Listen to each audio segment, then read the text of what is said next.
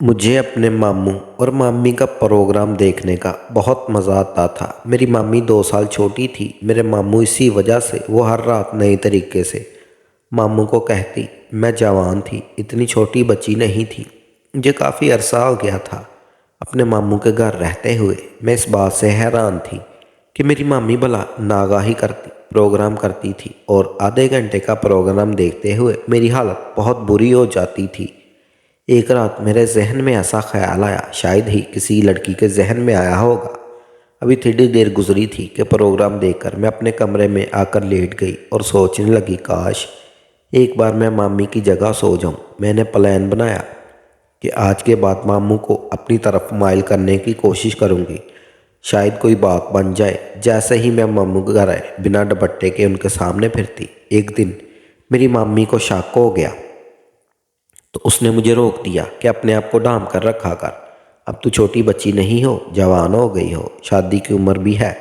लेकिन मुझे उसकी लज्जत ने इस कदर पागल कर दिया था कि मैं कुछ भी सोचने और समझने से कासर थी कि यह सब गलत है। एक दिन मौका देखकर मैंने मामू के सामने झाड़ू लगाया तो उनको ऐसा नज़ारा करवाया, उनका जहन ही तब्दील हो गया। उनकी निगाहें मुझ पर ऐसी जमी कि मुझे खड़ा होना मुश्किल हो गया।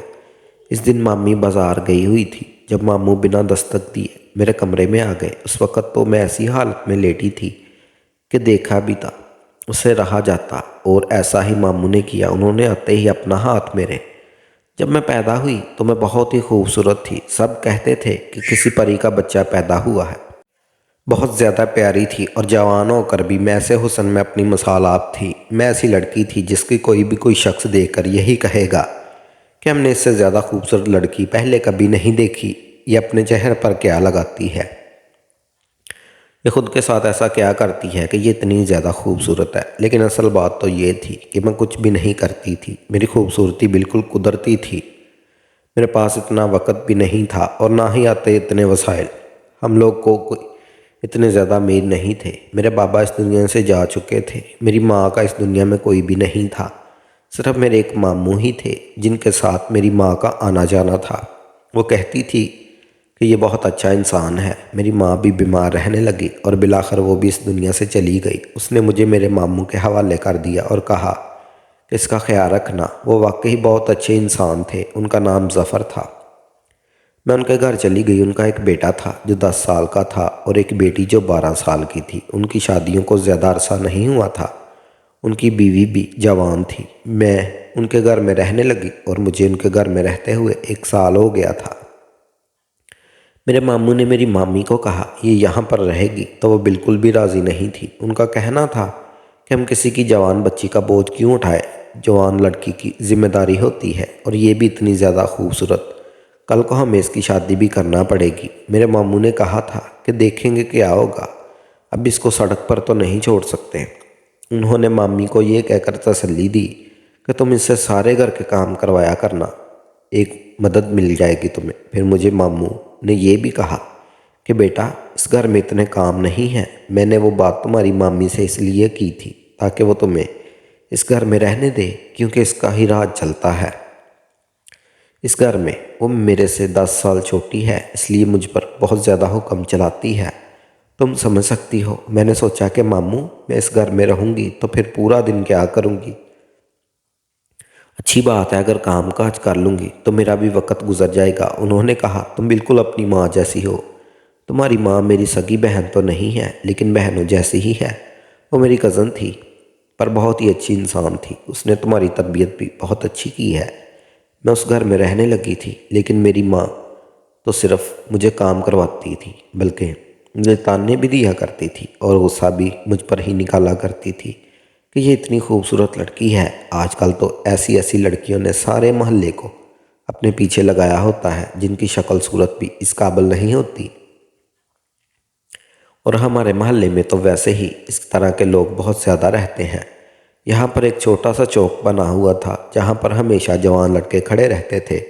कोई सिगरेट पी रहा होता तो कोई लड़कियों को देख कर बातें करता। उन्होंने वहाँ पर अड्डा बनाया हुआ था। उनके वहाँ से हटाने की बड़ी कोशिश की गई थी, लेकिन वहाँ से हटने ही नहीं थे। वो कहते थे कि ये चौक किसी की मलकियत नहीं। ये बात भी ऐसी थी, इस चौक में खाने पीने की दुकानें भी थी, इसलिए यहाँ हमेशा ही रश लगा रहता था। आप किस किस को वहाँ से हटा सकते थे? हमारा मसला ये था कि हमारा घर यहाँ से बहुत करीब था और हमारी खिड़कियाँ इस चौक की तरफ ही खुलती थी। गर्मी में भी हम खिड़की नहीं खोलते थे क्योंकि सामने कोई ना कोई खड़ा ही होता था। मेरी मम्मी को मुझे बिल्कुल भरोसा नहीं था। दरअसल मेरी माँ ने भी पसंद की शादी की थी, इसलिए वो कहती थी कि तुम्हारी माँ भी ऐसी थी और तुम भी ऐसी ही निकलोगी, अपनी माँ की तरह पसंद की शादी करोगी। जबकि पसंद की शादी करना कोई गुनाह तो नहीं था, इसलिए उनके लिए, क्योंकि उनकी शादी तो पसंद की नहीं थी, उनकी शादी ज़बरदस्ती करवाई गई थी। वो मेरे मामू से 10 साल छोटी थी और किसी आपसी लड़ाई झगड़े के चक्कर में उनकी शादी करवा दी गई थी।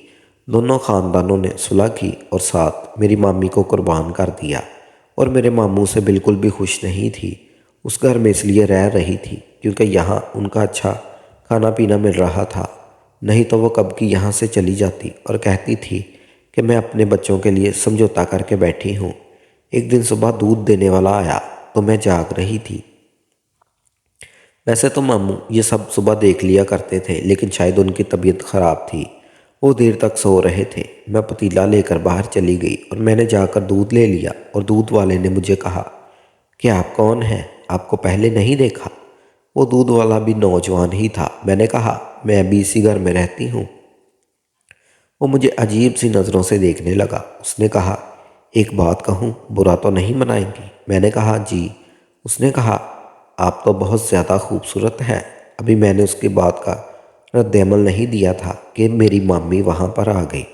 उन्होंने मुझे दूध वाले के सामने डांटना शुरू कर दिया और कहा कि अंदर चली जाओ। मैं तो अंदर चली गई थी। थोड़ी देर के बाद ये बात मेरे मामू को बता दी गई और वो भी ऐसे कि ये सुबह सुबह अपना रंग रूप दिखाने के लिए दूध वाले के साथ बातें कर रही थी।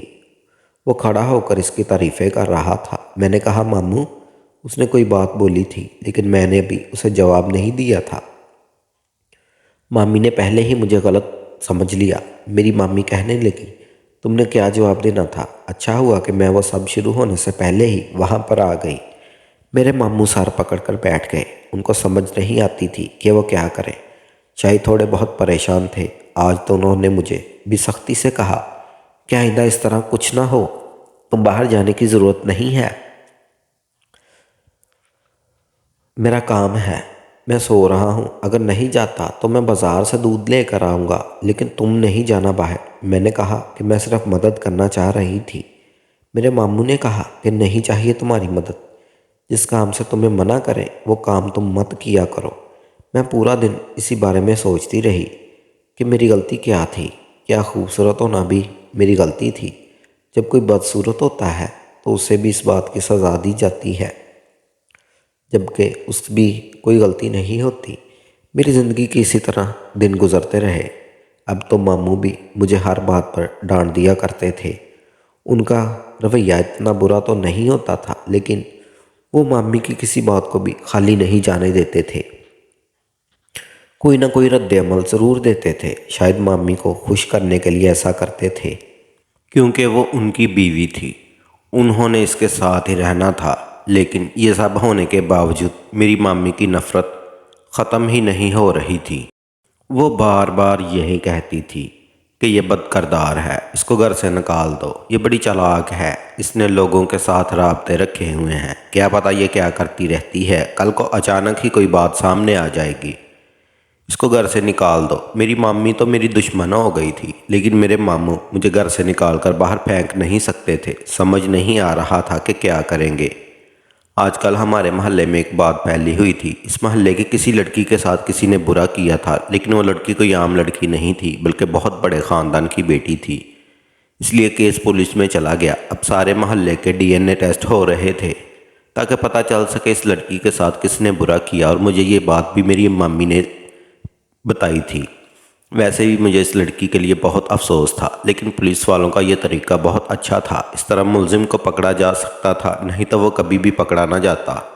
और वो लोग वैसे ही बहुत ज़्यादा अमीर थे। उनका कहना था इस मोहल्ले की सारी लड़कियां ही हमारी बेटियों की तरह हैं। अगर हमारी बेटी के साथ ऐसा हुआ तो कल किसी और की बेटी के साथ भी हो सकता है, इसलिए इस मुजरम को पकड़ना बहुत ज़रूरी है। और फिर एक हफ्ते के अंदर ही वो मुजरम भी पकड़ा गया था। उनका ही कोई रिश्तेदार था जो साथ वाले घर में रहता था और उसने सोचा था कि इस पर शक नहीं आएगा, इसलिए उसने ये सब किया। वो इतने आराम से फिर रहा था। लेकिन वो कहते हैं कि जिस पर सबसे ज़्यादा कम शक होता है उस पर सबसे ज़्यादा शक करना चाहिए, कि वो अपने आप को महफूज समझता है और ये सोचता है अगर मैंने गुनाह किया तो मुझ पर कोई शक नहीं करेगा। एक दिन मेरी मामी ने मुझे उल्टी सीधी बातें सुनाना शुरू कर दी, क्योंकि आज मेरे हाथ से एक गिलास टूट गया था। उन्होंने कहा, तू अपने आप को बुरा ना समझती है, अपनी माँ की तरह समझती है, खुद को बड़ा गरूर है तुझे अपनी शक्ल पर। मैं तुझे इस घर से निकलवा कर ही रहूँगी। वो मुझे मुसलसल डांट रही थी और वजह से मुझे जलील कर रही थी। मैंने उनको कह दिया, अगर आप मुझे यहाँ से निकालना चाहती हैं तो फिर निकलवा दें, अपने शौहर के आगे तो आपकी चलती नहीं। मुझे तो बातें सुनाती रहती हैं लेकिन वो भी आपकी कोई बात नहीं मानता। आपको क्या लगता है कि मुझे यहाँ रहकर बहुत खुशी मिलती है? मैं इधर बहुत ही सुकून में हूँ। अगर मुझे यहाँ से निकाल देंगी मेरा कहीं न कहीं और इंतज़ाम हो जाएगा। अल्लाह की दुनिया बहुत बड़ी है, जो मेरे हक़ में बेहतर होगा वही मिलेगा। लेकिन आपकी बिलावजह नफ़रत से तो मेरी जान छूट जाएगी। आखिर मैंने आपका बिगाड़ा ही क्या है? पूरा दिन गधों की तरह आपके घर में काम करती हूँ, खाना पकाती हूँ, आपकी सारी बातें सुनती हूँ। मामी, नफ़रत से किसी ने नहीं करनी चाहिए। नफ़रत की भी तो कोई वजह होती है। मैं आज इस तरह बोल रही थी जैसे मेरे अंदर से सब्र ख़त्म हो गया था। मैं अपनी मामी को शर्मिंदा नहीं करवाना चाहती थी, मैं उनके साथ झगड़ा नहीं कर रही थी, लेकिन उन्होंने इस बात को मेरी ज़बान दराज़ी समझा और उसके बाद मुझे मज़ीद बातें सुनाई। लेकिन अजीब बात यह थी कि आज रात को मामू से शिकायत नहीं की, जबकि मुझे लग रहा था आज रात को मेरी बहुत बड़ी क्लास लगेगी और शायद मेरे मामू गुस्से में आकर मुझे घर से निकाल दें। लेकिन ऐसी कोई बात नहीं हुई। मुझे लगा कि शायद मामी के दिल में मेरे लिए जगह बन गई है। वो ये सोचने लगी कि वो मुझे बिलावजह नफ़रत करके मेरे साथ जुल्म कर रही है। मैं तो चाहती थी वो बेशक मुझे अपना अच्छा ना समझे, लेकिन कम से कम मुझे बातें तो ना सुनाया करें। मैं सारी ज़िंदगी उनके घर में पड़ी रहती, उनके घर काम करने को तैयार थी, लेकिन बदले में मुझे थोड़ी इज्जत चाहिए थी। मेरे नसीब में मोहब्बत नहीं थी, फिर मुझे इज्जत तो दे सकती थी। जब एक दिन मेरी तबीयत बहुत ज़्यादा ख़राब थी, पता नहीं मुझे क्या हो रहा था, मुझे बहुत नींद आ रही थी, मुझसे खड़ा भी नहीं हुआ जा रहा था और घर के बहुत सारे काम पड़े थे। आज मामू ने भी मुझे घर पे नहीं आना था। मैंने अपनी मम्मी को मजबूरी में आके बता दिया कि मुझे तो बिल्कुल खड़ा नहीं हो रहा, अभी रात का खाना बनाना है। मुझे पता था कि वो कोई ना कोई बात करेंगी, लेकिन दिल में थोड़ी सी उम्मीद थी, शायद कह दे कि ठीक है मैं देख लूँगी। जब से हमारी एक दूसरे के साथ आखिरी बहस हुई थी, उन्होंने मुझसे कोई बात नहीं की थी और ना ही मुझे कोई बात सुनाई थी। इसलिए मैंने उनको कह दिया था कि मेरी तबीयत बड़ी ख़राब है। मैंने सोचा कि शायद उनके दिल में रहम जाग गया है। उन्होंने कहा कि ठीक है, रात का खाना मैं बना लूँगी। वैसे भी तुम्हारे मामू ने तो घर आना है, इतना काम नहीं है, तुम जाकर आराम करो, लेकिन सुबह जल्द उठ जाना। मैंने कहा ठीक है, मैं ऐसा ही करूँगी। मैं बहुत खुश भी हुई और मेरी आंखों में खुशी के आंसू भी आने लगे। ये पहली दफ़ा था जब मामी ने मेरा एहसास किया था। मैं अपने कमरे में जाकर सुकून से सो गई और ऐसा सोई कि सुबह ही आँख खुली। पता ही नहीं चला कि मैं किस टाइम सोई और किस टाइम उठी, मुझे पता ही नहीं चला। सुबह उठ के अपने कामों में लग गई। उसके बाद एक हफ्ते के बाद मेरी तबीयत अचानक से ख़राब रहने लगी। मुझे समझ नहीं आ रहा था कि मेरे साथ क्या हो रहा है, जबकि मैं वही काम कर रही थी, वही खाना वगैरह खा रही थी, पर मेरी तबीयत बिगड़ रही थी। मुझे बहुत ज़्यादा उल्टी आ रही थी, चक्कर भी आ रहे थे और कमज़ोरी भी। एक दफ़ा मामू के सामने ही चकरा कर गिर गई। मामू भी मुझे हैरान होकर देख रहे थे कि मुझे क्या हो गया जो मेरी तबीयत इतनी ख़राब हो गई। उन्होंने अपनी बीवी से कहा कि इसको डॉक्टर के पास ले जाना, इतना तो उसका हक बनता है। उन्होंने कहा ले जाऊंगी। वो मुझे एक लेडी डॉक्टर के पास ले गई और वहाँ जब डॉक्टर ने मुझे चेक किया तो उसके बाद जो हुआ वो मुझे फना कर देने के लिए काफ़ी था। पूरे रास्ते में मैं बेहोश थी, क्योंकि मेरी अम्मी, मैं जैसे ही घर आए तो मेरे मामू ने पूछा क्या कहा डॉक्टर ने, दवाई वगैरह का कोई पर्चा दिया होगा, मुझे दो, मैं दवा लेकर आता हूँ। मामी ने कहा इसकी ज़रूरत नहीं, इसके लिए आते हुए थोड़ा सा जहर ले आओ और अगर वो जहर इसको नहीं देना तो फिर खुद खा लो, क्योंकि ये तुम्हारी लाडली माँ बनने वाली है। मुझे तो जब डॉक्टर ने ये बात बताई तो मैं हैरान हो गई, ये कैसे हो सकता है? मेरा तो किसी के साथ कोई तल्लक भी नहीं था और वो भी हैरान रह के अब मैंने इन लोगों को क्या सफाई देनी थी। जब डॉक्टर ने ही कह दिया था ये माँ बनने वाली है, मैं तो किसी बुत की तरह खड़ी थी जिसको पता ही नहीं था कि उसने क्या किया और उसको ये भी नहीं पता था कि उसके साथ आगे क्या होने वाला है। मेरे मामू ने मेरी तरफ देखा। उन्होंने कहा क्या किया तुमने? मैंने कहा, मैंने तो कुछ भी नहीं किया मामू। मेरी मामी ने मुझ पर फिर से हाथ उठाया और मामू ने भी उनका साथ दिया। मुझे जहाँ भर के ताने दिए, मेरे खून को गंदा कहा गया, ना जाने क्या क्या मैं सुनती रही। और ये दिन भी गुजर गया। अगले दिन मेरी अम्मी ने मेरे मामू से पूछा, क्या करना है? उन्होंने कहा, क्या कर सकते हैं, इस लड़की ने तो हमें कहीं कभी नहीं छोड़ा। मेरी मामी का कहना था कि उसका गुनाह अपने घर में नहीं रखूंगी, इसने उसे मोहल्ले के साथ चक्कर चलाया होगा। उस शख्स को तलाश करो और उसके साथ रवाना कर दो जिसने भी ये सब कुछ किया है। वो अपनी जिम्मेदारी हम क्यों लें? पहले इसकी जिम्मेदारी और फिर इसके गुनाह की जिम्मेदारी लें, और कल को ये बात किसी को पता चल गई तो क्या होगा? जल्दी जल्दी इस शख्स को तलाश करो। मेरे मामू का कहना था, वो शख्स तो चौक में खड़ा होगा, उसकी शक्ल पर लिखा होगा कि मैं ही हूँ और मैं जाकर उसको तलाश कर लूँगा। ऐसे थोड़ी होता है। क्या बच्चों जैसी बातें कर रही हो तुम? मेरी मामी ने कहा, मुझे पता है कि क्या करना होता है, मुझे ये सब कुछ मालूम है, बस तुम इस मामले में ना बोलना। मेरे मामू ने अपना सर पकड़ा हुआ था। वह कहने लगे कि मैं बोलने के काबिल ही कहाँ रहा, इस लड़की ने तो मुझे बदनाम ही कर दिया। मेरी मामी मलकों के घर चली गई, जिनकी बेटी के साथ किसी ने बुरा किया था। उन्होंने मुजरम को पकड़ लिया था।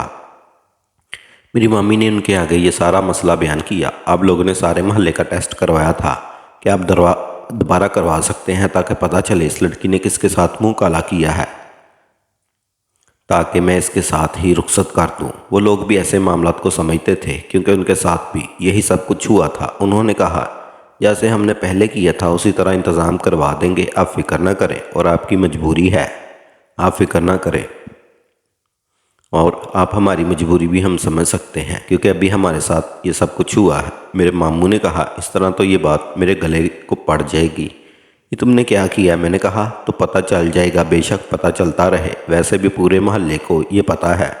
ये कौन सा हमारी बेटी है? ये हमारी इज्जत की पगड़ी है, इसके सर पर नहीं है।